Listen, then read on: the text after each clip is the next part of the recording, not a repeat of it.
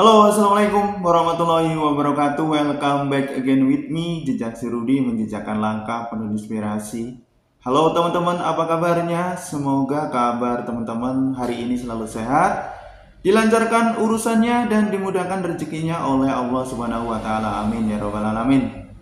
Teman-teman, saya masih terus mengupdate mengenai perkembangan pembangunan jalan tol di Indonesia. Dan informasi yang saya dapatkan, informasi yang saya sharing kepada teman-teman ini berasal dari pemberitaan yang sudah rilis di media ya teman-teman. Nah, di konten kali ini saya akan membahas dua hal, yaitu mengenai pembebasan lahan tol Getaci dan pembebasan lahan tol Yogyakarta Bandara Internasional Yogyakarta Airport ya. Jadi ada dua. Mengenai pembebasan lahan ini ternyata banyak pertanyaan, kira-kira kapan ya, sampai di mana akan sampai di desa saya. Mungkin ada yang seperti itu ya, atau mungkin juga ada yang nanya kira-kira progresnya sejauh ini seperti apa. Nah, kita akan mencoba mencari ini di berbagai rilis atau di berbagai berita yang sudah muat di media ya teman-teman. Nah, kita mau bergerak dulu ke tol Getaci ya, tol yang menghubungkan Gede Bage, Tasikmalaya, Cilacap.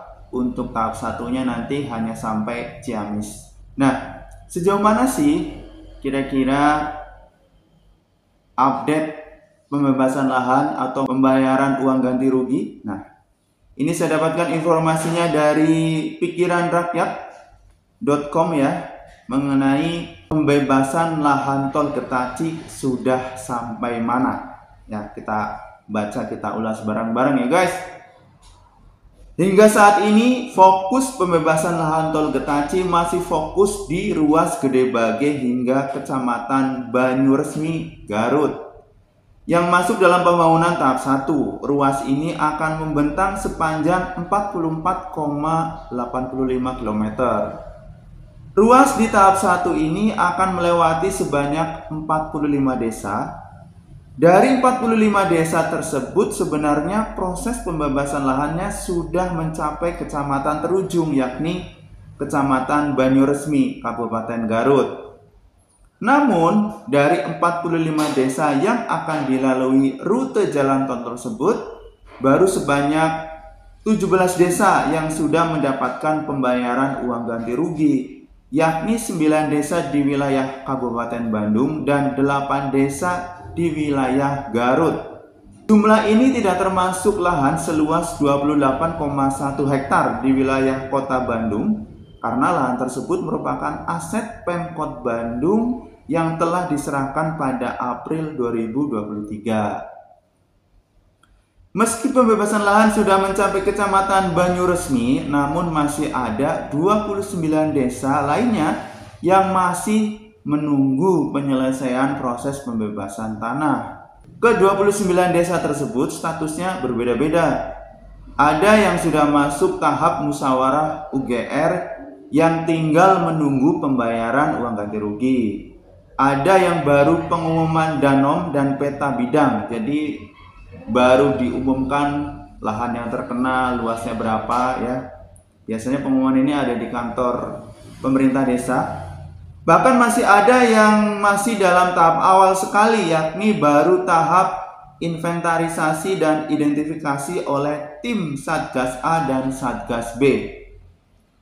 Namun ada perkembangan terbaru yang menggembirakan. Direktur Pengadaan dan Pendanaan Lahan LMAN, Rustanto, mengatakan bahwa fokus mereka untuk pembebasan lahan tol Getaci di tahun 2024 akan tuntas hingga Ciamis ya. Oke, jadi dari berita ini jawabannya sepanjang tahun 2024 akan menjadi fokus pembebasan lahan dan pembayaran uang ganti rugi untuk jalan tol Getaci. Tapi difokuskan dari Bandung sampai dengan Garut ya. Jadi tadi sudah ada yang sudah dibayarkan, namun masih ada 29 desa yang akan difokuskan karena statusnya ini berbeda-beda gitu ya. Jadi semoga bisa terbayar di tahun 2024 ini. Oke, kita lanjut ke timur ya, ke tol Jogja YIA. Kira-kira progres pembebasan lahannya itu seperti apa?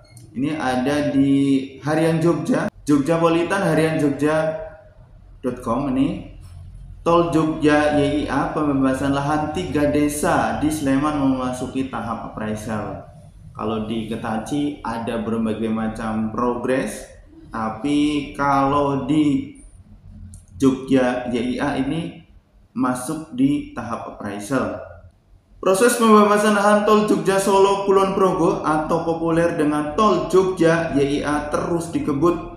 Saat ini telah memasuki tahapan appraisal atau penilaian tanah dan bangunan pada lahan terdampak pembangunan tol tersebut.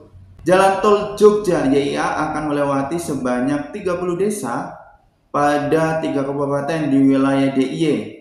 Tol ini juga dilengkapi dengan 4 simpang susun sebagai tempat keluar masuk para pengguna tol dari dan menuju jalan konvensional. Pejabat pembuat komitmen Tol Jogja Solo, Dian Ardiansa, mengatakan saat ini proses menuju pembebasan lahan terus berjalan sesuai dengan target yang ditetapkan. Setidaknya sudah ada 3 desa yang telah tuntas identifikasi dan verifikasi dokumen kepemilikan tanah sehingga memasuki tahap appraisal. Kami appraisal berdasarkan hasil inventarisasi dan identifikasi dari P2T, Panitia Pengadaan Tanah yang sudah selesai. Sejauh ini yang sudah selesai itu di Kecamatan Moyu dan Sleman, Kelurahan Sidokarto, Sidomulyo, dan Sumberahayu. Semua kami proses pengadaan appraisal kepada Harian Jogja tanggal 5 Februari ya 2024. Ya, jadi ada sedikit perbedaan. Kalau di Ketaci masih ada 29 desa dengan berbagai macam progresnya. Kalau di Jogja masih tahap identifikasi, masih tahap verifikasi dan appraisal. Jadi kapan kira-kira ya kalau prosesnya sudah berjalan maju? Paling tidak kalau sudah terjadi musyawarah uang ganti rugi, biasanya waktunya tidak terlalu lama dari proses musyawarah uang ganti rugi, walaupun itu juga tergantung nantinya dari LMAN. Oke, semoga informasi ini bisa memberikan jawaban kira-kira kapan pencairan UGR Tol Ketaci atau pencairan UGR Tol Jogja YIA. Ya, kita tunggu progresnya, kita tunggu prosesnya. Setidaknya kalau sudah terjadi musyawarah uang ganti rugi, harusnya secara prosedurnya itu tidak terlalu lama. Tapi ya itu tadi tergantung dari LMAN juga. Oke, sampai di sini dulu konten kali ini. Terima kasih yang sudah komen, subscribe, dan juga mendukung channel ini dengan klik like, komen, dan subscribe. Assalamualaikum warahmatullahi wabarakatuh.